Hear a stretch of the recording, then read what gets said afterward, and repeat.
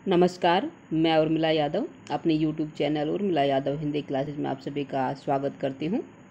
हमारा आज का विषय है आदिकाल से संबंधित वस्तुनिष्ठ प्रश्न उत्तर।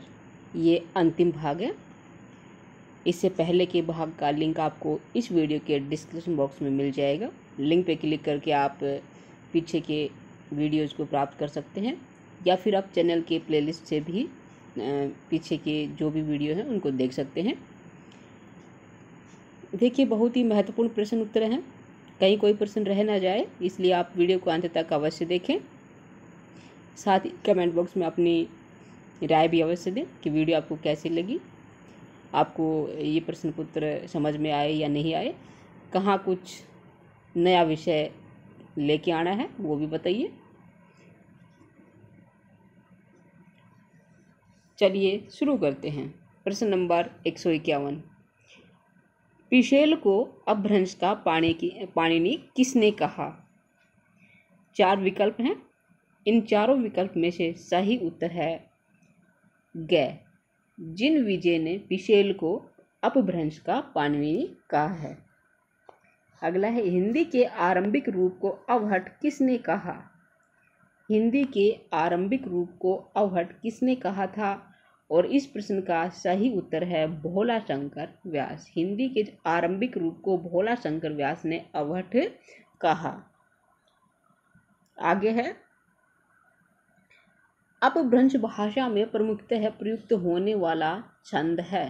कौन सा छंद है जो अपभ्रंश भाषा में मुख्यतः प्रयोग होता रहा है? वो बरवे है, रोला है, छप्पे है या दोहा? और इस प्रश्न का सही उत्तर है दोहा।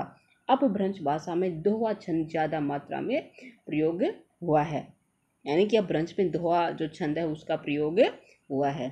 अवधी भाषा का अपना छंद है। अवधी भाषा का अपना मुख्य छंद कौन सा है? बरवे। कौन सा है? बरवे। अपभ्रंश को पुरानी हिंदी किसने कहा? अपभ्रंश को पुरानी हिंदी किसने कहा? और इस प्रश्न का सही उत्तर है चंद्रधर शर्मा गुलेरी। चंद्रधर शर्मा गुलेरी ने अपभ्रंश को पुरानी हिंदी कहा है। इस प्रश्न के विषय में थोड़ा विस्तृत रूप से बताना चाहूँगी, आप नोट कर सकते हैं वीडियो को पॉज करके। अपभ्रंश को पुरानी हिंदी मानने वाले विद्वानों में चंद्रधर शर्मा गुलेरी हैं। सबसे पहले सर्वप्रथम चंद्रधर शर्मा गुलेरी है। रामचंद्र शुक्ल व राहुल सांस्कृत्यायन ने भी अपभ्रंश को पुरानी हिंदी कहा है। ठीक है, अगर विकल्प में ये आ जाता है कि अपभ्रंश को पुरानी हिंदी मानने वाले विद्वान हैं निम्न में से, विकल्प में चंद्रधर शर्मा गुलेरी भी हो, आचार्य रामचंद्र शुक्ल भी हो, राहुल सांस्कृत्यायन भी हो और कोई चौथा अन्य हो, तो इनमें से क्या होगा? ये तीनों ही अपभ्रंश को पुरानी हिंदी मानते हैं। ठीक है, ध्यान दीजिएगा इस बात को। अगला है, बोधगान ओ दोहा संग्रह किसका है? बोधगान ओ दोहा ये संग्रह है बौद्धों का। किसका है? बौद्धों का। आगे आता है, सबसे पुराने सिद्ध कवि हैं। सबसे पुराने सिद्ध कवि कौन हैं? इसको हमें बताना है। इन चारों में से है सरहप्पा। जो सरहप्पा है ये सबसे पुराने सिद्ध कवि हैं। शंभु ये 8वीं शताब्दी के कवि हैं। शबरपा ये इनका जो समय हो 780 ईस्वी है। और जो सरहप्पा है ये सबसे पुराने सिद्ध कवि हैं। राहुल सांस्कृत्यायन ने इन्हें हिंदी साहित्य का प्रथम कवि माना है और इनकी जो रचना है दोहा कोश। कौन सी रचना है? दोहा कोश। इसको हिंदी साहित्य की प्रथम रचना माना है। आगे है,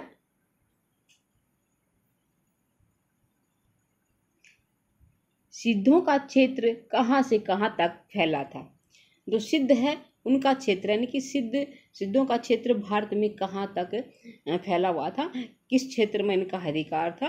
तो सही उत्तर होगा बिहार से आसाम तक। क्या है? बिहार से आसाम तक। इसका उत्तर है ख। जो सिद्ध थे इन्होंने अपने धर्म का प्रचार कहाँ किया था? भारत के पूर्वी हिस्से में किया था। और जो नाथ हैं उन्होंने अपने धर्म का प्रचार भारत के पश्चिमी हिस्से में किया था। तो जो सिद्ध है उनका क्षेत्र था बिहार से आसाम तक।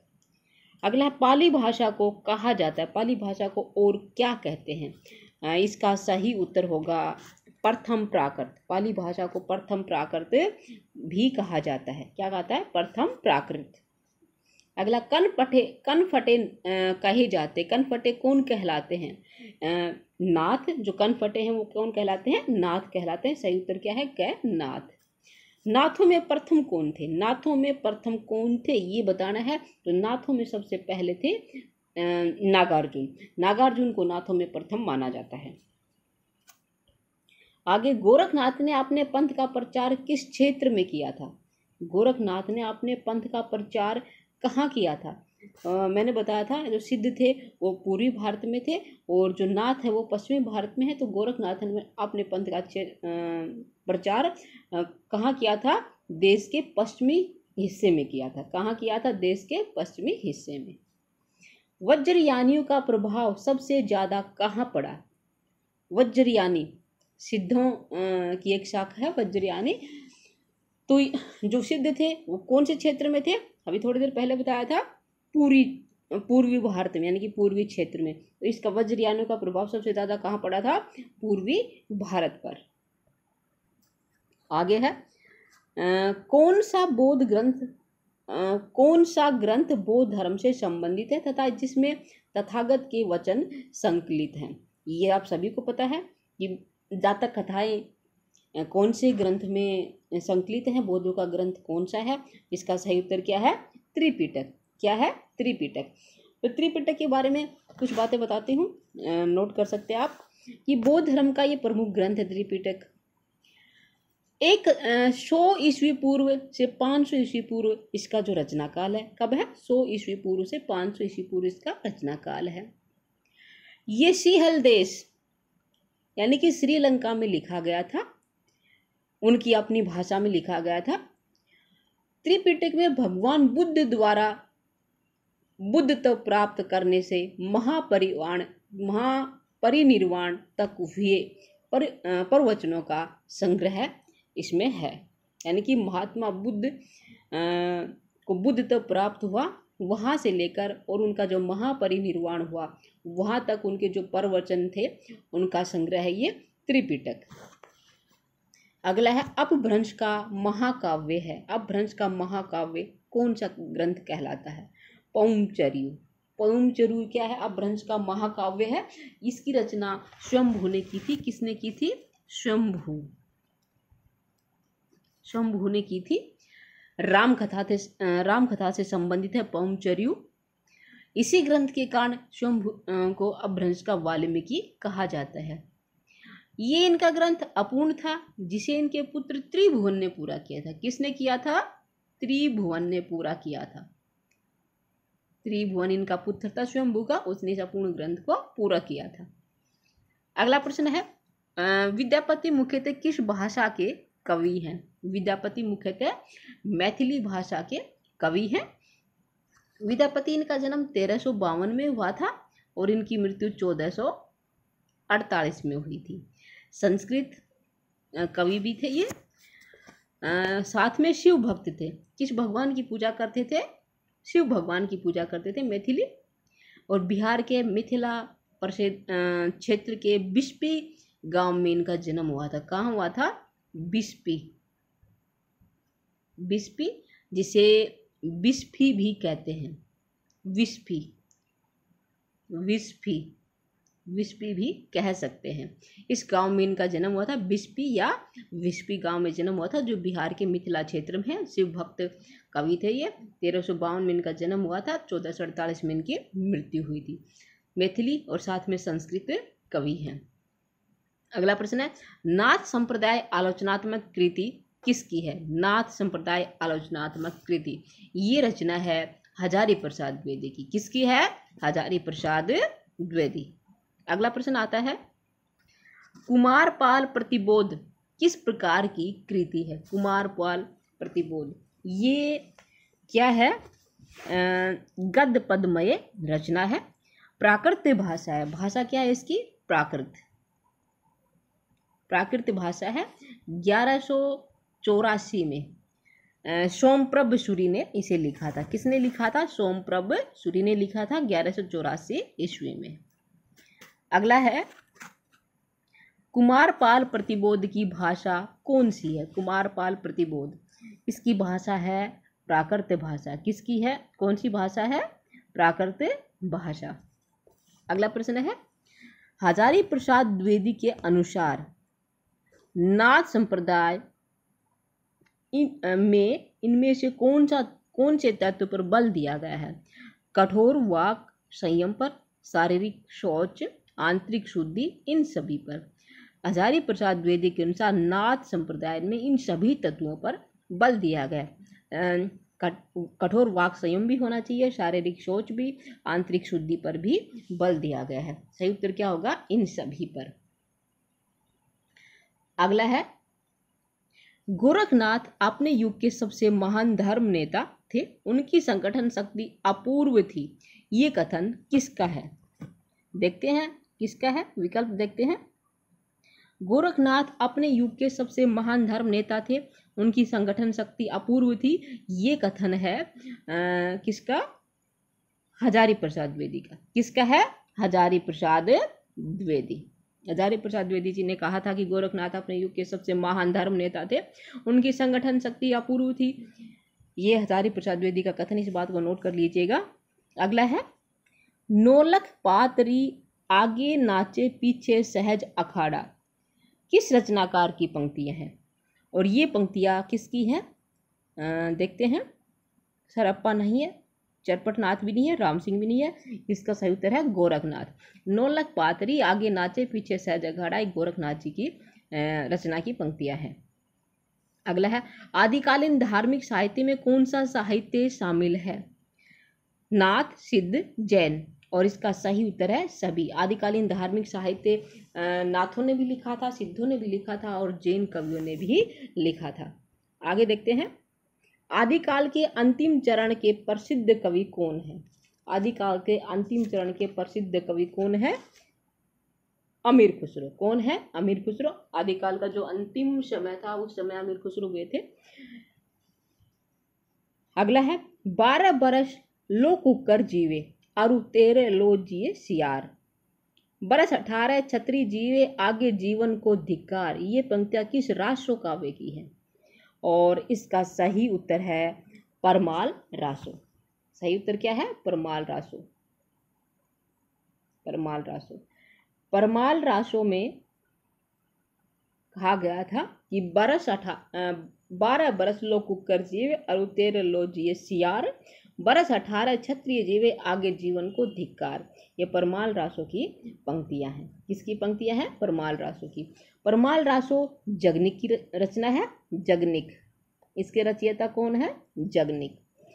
आल्हा व उद्दल की जो वीर सामंत थे उनकी कथा का इसमें वर्णन है, यानी कि आल्हा उद्दल जो सामंत थे उनकी वीरता का इसमें वर्णन किया गया है। इसे आल्हा उद्दल खंड के नाम से भी जाना जाता है। ये गेय काव्य है और इसका जो रचना काल है परमाल रासो का वो 13वीं शताब्दी के आसपास माना गया है। जो इसमें एक आला गीत है, उस आला गीत को बरसात ऋतु में गाया जाता है। ये प्रश्न आ चुका है परीक्षा में कि आला गीत किस ऋतु में गाया जाता है? सही उत्तर होगा क्या है? बरसात। बरसात ऋतु। ठीक है, आगे देखते हैं।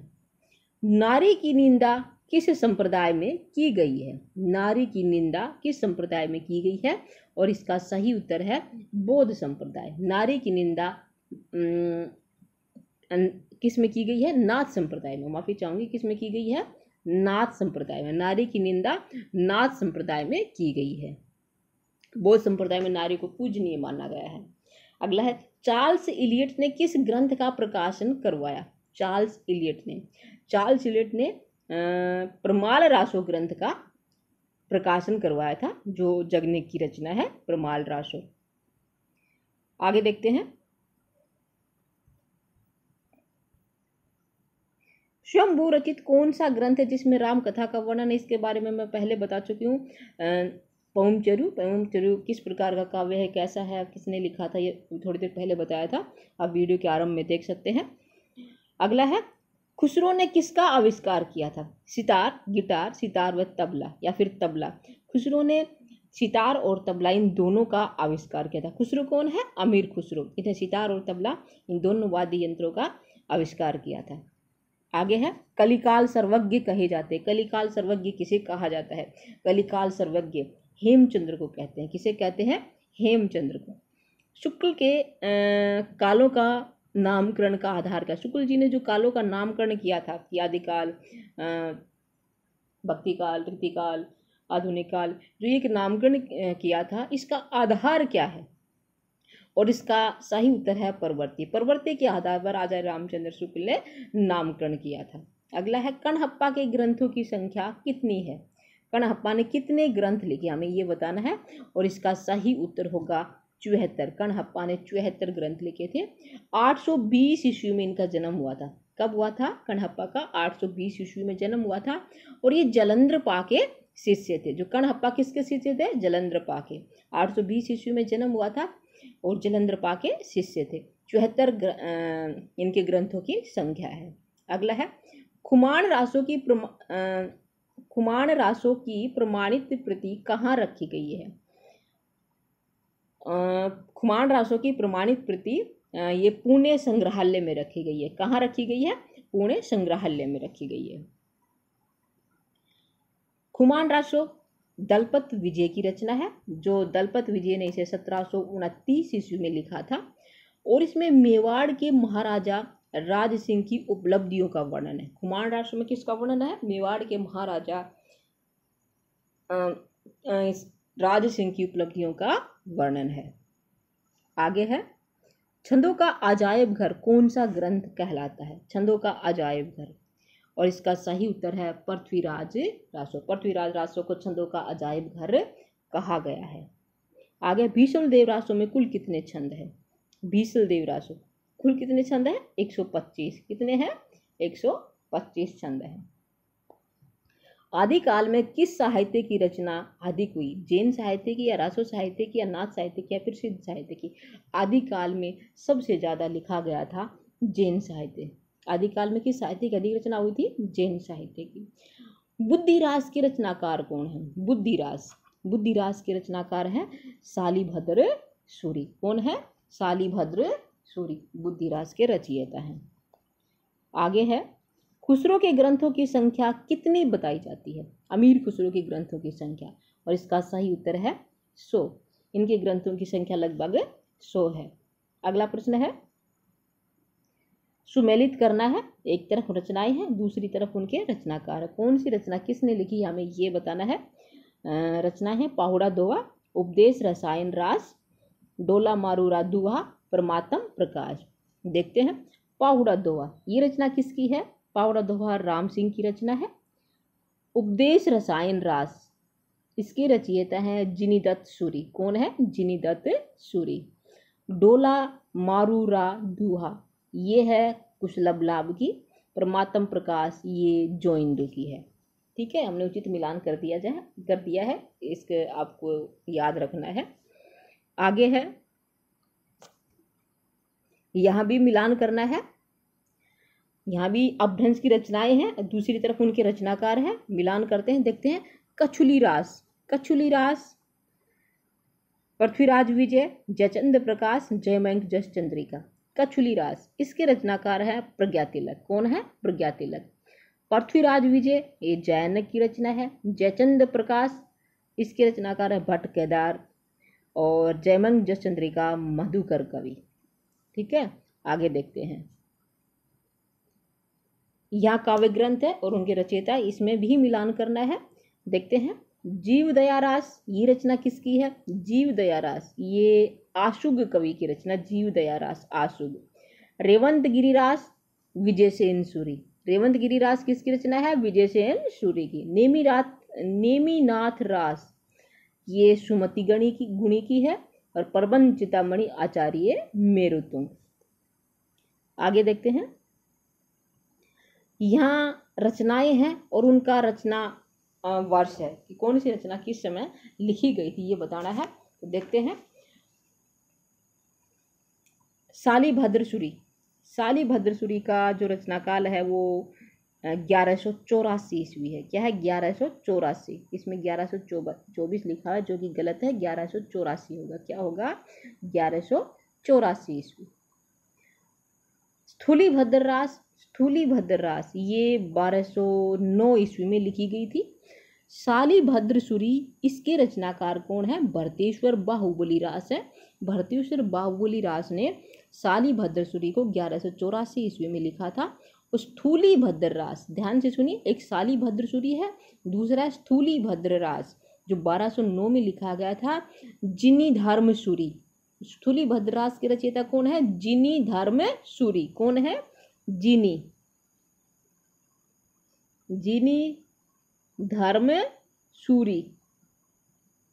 ये स्थूलीभद्र रास के रचयिता हैं। अगला है रेवंत गिरिरास। रेवंत गिरिरास ये 1231 में लिखा गया था रेवंत गिरिरास। इसके रचयिता विजयसेन सूरी। कौन है? विजयसेन सूरी। कौन है? विजयसेन सूरी, रेवंत गिरिरास के। फिर है प्रबंध चिंतामणि। प्रबंध चिंतामणि के जो रचना काल है वो 1304 है और जिनाचार्य मेरुतुंग। कौन है? मेरुतुंग, जो पहले भी आ चुका है। प्रबंध चिंतामणि की रचना काल कौन है? रचयिता मेरुतुंग है। 1304 ईस्वी में लिखा था मेरुतुंग ने इसे। ठीक है, फिर से देखिए शालिभद्रसूरी क्या है? 1184। कितना है? 1184। स्थूलीभद्र रास 1209, रेवंत गिरिरास 1231, प्रबंध चिंतामणि 1304। अगला देखते हैं।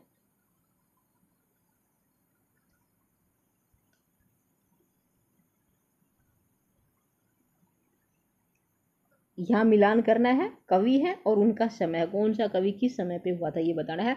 अमीर खुसरो, चंद्रबरदाई, विद्यापति, सरहप्पा। अमीर खुसरो, इनका जन्म हुआ था, कब हुआ था? 1255 से 1324। 1255 में जन्म हुआ था, 1324 ईस्वी में इनकी मृत्यु हो गई थी। चंद्रबरदाई का जन्म 1149 में हुआ था। 1192 में तराइन के द्वितीय युद्ध में इनकी मृत्यु हो गई थी। मोहम्मद गोरी ने पृथ्वीराज चौहान और चंद्रबरदाई को बंदी बना लिया था, वहीं पे इनकी मृत्यु हुई थी। विद्यापति का जो जन्म है 1352 ईस्वी में हुआ था। 1448 ईस्वी में इनकी मृत्यु हो गई थी। सरहप्पा का जो समय है वो का जन्म है वो 769 ईस्वी में हुआ था। कब हुआ? 769 ईस्वी में। आगे देखते हैं। यहाँ भी मिलान करना है। ग्रंथ भीषल देव रासो, खुमान रासो, हमीर रासो, चंद्रबाला रास, ये रचनाएं हैं और कब लिखी गई थी ये बताना है। भीषल देव रासो, इसका जो रचना काल है वो 1212 ईस्वी है। खुमान रासो, इसका जो समय है 1729 ईस्वी है। हमीर रासो 1357 ईस्वी में लिखा गया था। चंदन बाला रास जो आंसू की रचना है ये 1200 ईस्वी में लिखा गया था। ठीक है, अगला प्रश्न है, जिनी पद्मसूरी रास किस जैन कवि की रचना है? जिनी पद्मसूरी रास किस जैन कवि की रचना, ये बताना है। और इसका सही उत्तर है क, सारमूर्ति ने लिखा था जिनी पद्मसूरी रास। अगला, आलाखंड किसने लिखा? आलाखंड जगनिक। सही कौन है? उत्तर क्या है? जगनिक। आलाखंड को परमाल रासो को यह आलाखंड नाम दिया गया है, जिसमें आला उद्दल वीर सामंतों की कथा है, उनकी वीरता का वर्णन किया गया है। जगनिक की रचना है ये थे आदिकाल से संबंधित महत्वपूर्ण वस्तुनिष्ठ प्रश्न उत्तर। उम्मीद करती हूँ आपने सभी प्रश्नों को अच्छे से सुना होगा, महत्वपूर्ण बातों को आपने नोट किया होगा। वीडियो को अंत तक देखने के लिए आपका बहुत बहुत धन्यवाद। अगली क्लास में एक नए विषय के साथ आपसे फिर मिलेंगे, तब तक के लिए धन्यवाद।